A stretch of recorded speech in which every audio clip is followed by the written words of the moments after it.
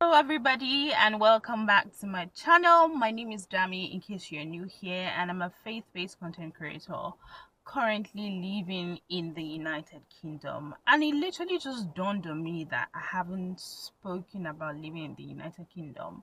So I know you probably must have watched thousands of videos of people saying, oh, maybe people have been here for 1 month and all of a sudden everybody just has something to say. Anyway, I digress.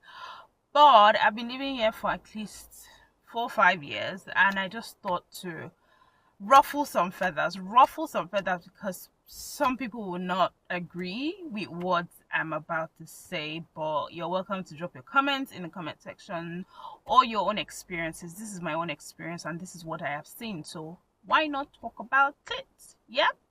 So the first thing I have noticed living in the United Kingdom is that one of the myths that I've heard people say is when you move abroad, you forget God or you forget God.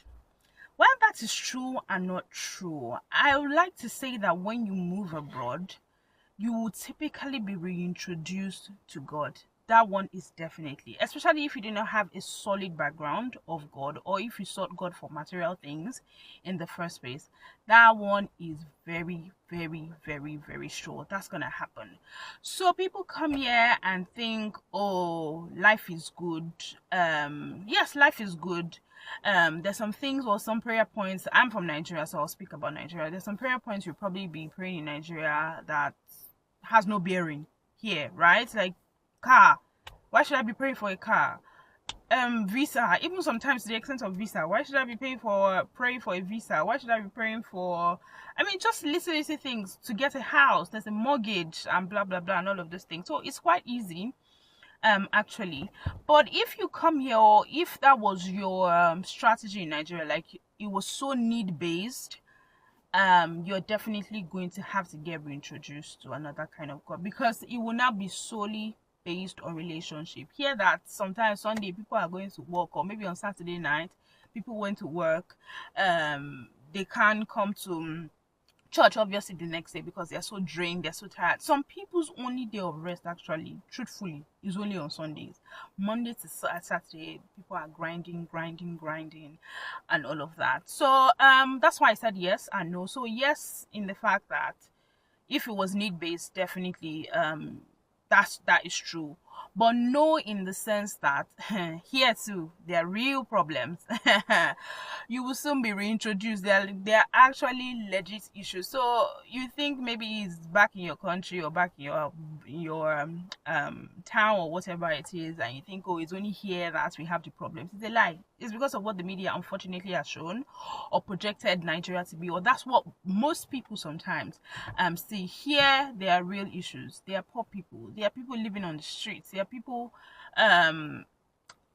getting benefits and all of that, and that is fine because people are paying taxes and definitely they're using it to help others. At least they can see what their taxes are used for. But the fact that you say here people forget God, people who forget God are people who are need based, though, such that when you move here, when all your problems are solved, like you usually see that, okay, I don't need God, you would definitely forget God and think, okay, maybe God is not real, and you begin to question yourself. You know, in the scripture, there's a part in the scripture that in the book of Psalms, I can't remember the passage, but it says where David was praying and he said, don't give me too much, right? That I will forget you, and don't give me too little that I will steal. I'm not sure the version I'm quoting. I'm probably just paraphrasing, but that is really the truth. And also in the book of Deuteronomy, oh, okay, you get it. Deuteronomy, where my husband and I were actually talking about this recently, or even recently, I think earlier in the week, and then he said that he reminded me rather of the passage that said, lest when you've come into the land and you are not full and then you forget God and you are like, who is this God? I don't know you again. And that is really not the essence. The essence of Christianity, or of having God or knowing God, is actually to have a relationship with him. So when you come here, you probably might have to reorientate your mindset about, wow, I've actually been serving God because of my needs, because I have to pay school fees, because I'm going for a visa interview, because I am whatever it is, I'm looking for a car, I'm looking for a house and all of that. That's the only reason why I'm praying for God, to God. So yes, that is the number one feather I wanted to ruffle, which links closely to, if you see me looking down, I'm just looking at the notes that I have here, and then which links me to number two of the second feather ruffling that I'm doing in this video, and that is thinking that credit card is free money. Credit card is free money. I pray you don't get burnt. Coming from Nigeria where it's such a cash economy, everything is cash. You want to buy a car, you must bring out the whole money. If a car is 10 million, no pay small. Right now, you must bring out all the 10 million. If you want to buy a house and it costs 20 million, you have to cough it out immediately. But you realize that, I'm sure in most African countries, or European countries, apart from the UK, where you can pay for things as long as, I kid you not, 3 years. Yeah, 3 years. People can pay for stuff for the next 3 years. Sometimes it can even be perishable. Most times it's things that don't even matter. So they can give you money for holiday. They can give you money for, when I say they, now the banks, they can give you money to go on holiday. In fact, it's plenty. If you want to go on holiday, you want to renovate your house, you want to buy clothing. Things that you just probably forget that you've done them or you've bought them, they can give you money for those. And if you come here and you now get a credit card, now I'm not against credit card, but it has to be used wisely. You can't think that it's free money. It's not free money. It's based on what you provided to them. So yeah, for example, you can say, oh, I'm earning 5,000. So they give you a card based on probably a limit of maybe 8,000, and saying, oh, okay, because you earn 5,000, you can obviously begin to net off the payments you make when you get your salary, and then begin to pay those monies back. Now, this video is not about how to use a credit card, but you cannot come here and think credit card is free money. You will so sink into debts. It will shock you. And that's why sometimes, now emphasis on sometimes, that's why sometimes people have to work 2, 3, 4 jobs, right, to be able to pay off all of those loans and all of those things that people have collected. You've gone for holiday, you've put it on Instagram, you've put it on TikTok, you've put it everywhere. Oh, I went to Marrakesh. Oh, it's next tomorrow you're in Albania. This month you're in this one. This month, you will get into trouble. You see, they will come and knock your door. They will knock your door one day if you are not careful. I promise you, credit card is good though, because most times if you want to get a mortgage or a house, or most times get things, you have to be able to prove that you know how to spend money wisely. So sometimes a credit card is necessary. For me, I had one, but I cut it because at that point it was just a nuisance. Let's just leave it like that. It was just a nuisance in my life, and I thought, no, you don't want to start in a new country in debts, plenty busy. Everybody online thinks, oh, but you're wearing Gucci, you're wearing Prada. See, I'll get to that in another point, but you have nothing to prove to anybody. Come here, do what you have to do. In fact, if you are able to live beyond your means, trust me, you will live a good life. Go for holiday when you can afford it. Or if you want to go for holiday in 2026, plan it right ahead. You don't have to use your credit card for things like that. Plan it and say, okay, every month I'll be saving 50 pounds.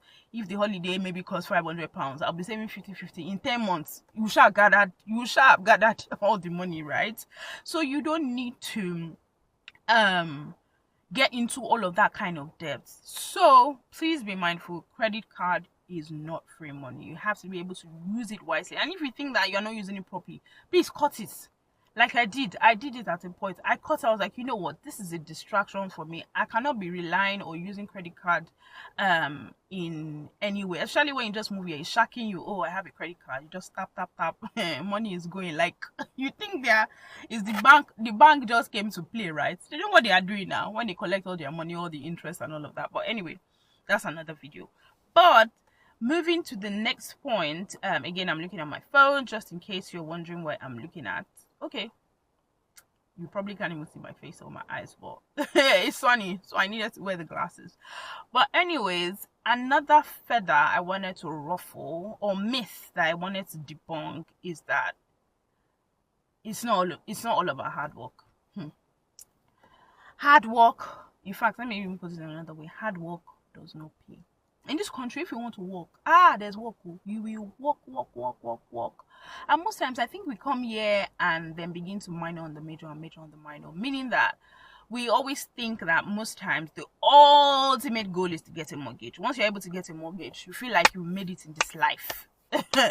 That's why I think that some people, I'm not saying everybody, some people may think that's the ultimate in life. Yes, it's good. Am I saying it's not good to have a house or have goals for getting a house? That's a good thing. But that cannot now be the whole motive. Like, that's why you're working so hard just to get a mortgage and be in more debt. I'll talk about a bit about mortgage later. And being more debt, I don't think that is good or necessary. You know what the Bible says, that is the blessing of the Lord that maketh rich, right? And had added no sorrow to it. Now I want to say something in Yoruba, and I'm going to translate it. So it says kirakita o dollar, right? Oluwa lo mu ni la, life la la si. That's literally what I said in English some few minutes ago. It's like, it's the blessing of the Lord that make it rich and added no sorrow to it. I mean, look at Jacob in Laban's house. It was necessarily not about how hard he was working, how he was feeding the sheep and the goats and the cows or whatever. It was the blessing that was upon his head, right? That was speaking for him, speaking for Isaac, speaking for right from his grandfather, which is Abraham. So it's really not about hard work. If you want to work hard, you will work, but it will not bring wealth. Trust me 100% on that. It will not bring wealth to you. The key is just to stay and do what God has said you should do. Stay where God has said you should stay. Do what God has said you should do. That is basically the ultimate thing that such that even if it's pure water, that you are selling, or you're selling something that people feel like, what is this? What are you doing? Does this make sense? As far as God has said you should do it, please follow it. Follow it to the very, very end, to the latter. So hard work, it's not by hard work that wealth will come. In fact, I think there's another Yoruba proverb, something like that. It's kirakita o dollar. Kashishe bieru. Just hold on a minute. Let me get that field proverb. Yes, so it says kirakita o dollar. Kashishe bieru o dankon.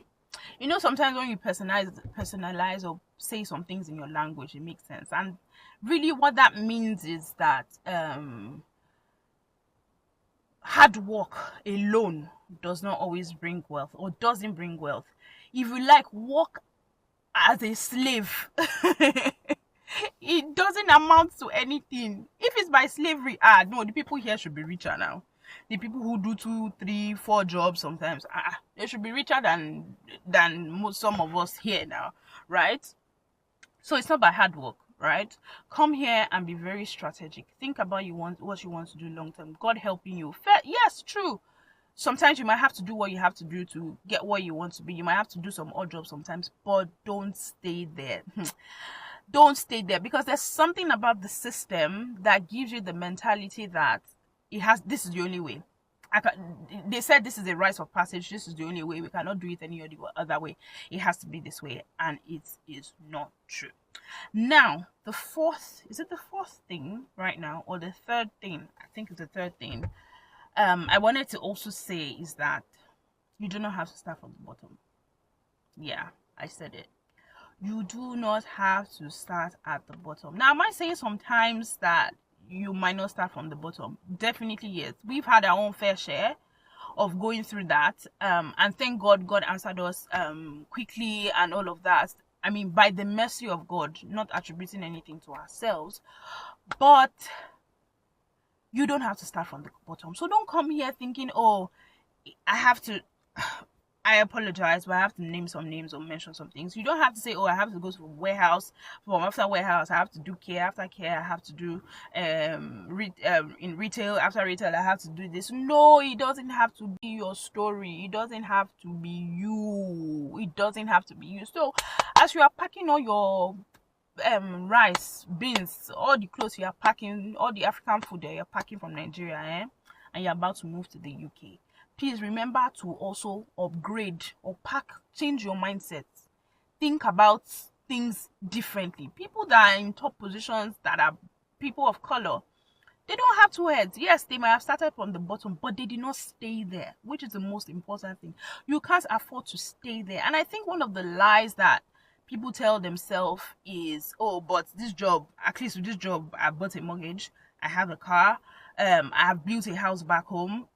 Again, back to the mortgage thing. Like, that can't be the only reason for your existence. Right? A mortgage is fantastic. Having a house or a roof over your head is a wonderful, wonderful goal. We also have that kind of goal, right? But you cannot, how do I say this so I'm not sound somehow, but I hope you get the point. You cannot say that because you have money, you build houses in Nigeria, like, okay, this job you're doing is sharp paying for something. Yes, it's sharp paying for something, but you cannot stay there. Or maybe it's my own Camila Rani. That's what I'm talking about. It's like this. But please, do not stay there. Find something meaningful. I wanted to say something, but okay, no, I will not say it. But please, you don't have to start from the bottom. Come with the mindset of God sent me here, right? Come with the mindset of Baba Milonile, right? Come with the mindset of people that are doing it don't have two heads. People who are earning 100,000, whatever. They don't have two heads. I also can do it, which is something I also forgot to point out in the other point, which is that hard work doesn't pay. Because here we know the harder you work, the more the government is taking from your taxes. So you get to a certain band and just know that, for example, someone who is probably earning £60,000 a year, right? Just an example. And probably someone who is earning 125,000 grand, or let's even say over 100, whatever, 101 grand. Do you know that the difference in the salary might just be like maybe £300? Yeah, you are probably wondering and saying, what? Yes, I shouted and I screamed also. Like, how can someone who is earning 60 and someone who is earning 100, maybe, I don't even think it will be up to be £1,000, like the difference. Maybe £1,000, or maybe between £500 to £1,000 will be the difference. So remember, again, to my point of hard work doesn't pay. That's a classic example. Like, it's not by hard work. It's not. It's by just doing what God says you should do and stay there. Please come with the mentality that, you know what, I can rise to the top. I can do this. It's not a rite of passage to say I must do these certain jobs to be able to move ahead. No, it doesn't have to be. In fact, I know people who didn't do that.